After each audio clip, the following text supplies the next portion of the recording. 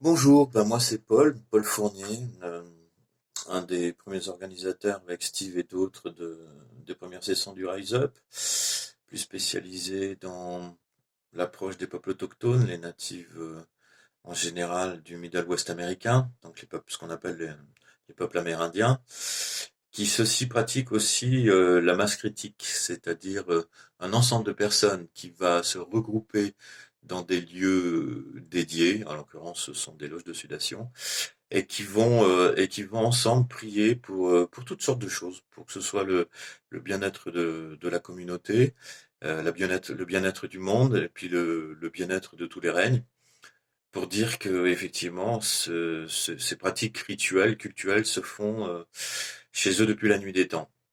Alors effectivement, on est en dehors de la tradition ou des traditions écrites, celle du livre. On est plutôt là dans des traditions orales et qui celles-ci sont séculaires et qui se retrouvent d'ailleurs dans plein de communautés autochtones du Middle West américain, du Canada et d'ailleurs. Pour dire que oui, oui, oui, oui, oui, oui, le fait de pouvoir comprendre l'énergie. Alors, j'ai pas de terme vraiment défini pour en parler, mais Rupert Sheldrake parlait de champs morphogénétiques. Moi, je parlerais peut-être de champs électroplasmatiques ou quelque chose comme ça, qui fait qu'il y a une énergie de reliance qui englobe tout le vivant, tout l'organique. Et alors, dans les traditions, on parle d'aura, on parle de choses comme ça, mais il s'agit bien d'énergie. Et ces énergies peuvent se connecter entre elles pour un peu qu'elles puissent se rejoindre en s'interconnectant. Voilà, on suppose des humains en prière ou en méditation pour se faire qu'ils soient et au fin de pouvoir créer un flot, on va dire, d'énergie qui celle-ci vont s'interconnecter avec le tout ce qui est. Alors d'ailleurs, quand on voit la parabole même du calumet de la pipe sacrée dans les tipis, c'est à ces fins-là, c'est-à-dire d'ouvrir à la fois par la fumée un courant qui va être ascendant, descendant, et qui celui-ci va interférer en prière, en méditation, en demande, en vœu, des choses qui vont interagir sur le reste du vivant. Ça, c'est purement natif, purement Lakota. Donc voilà, pour dire quoi?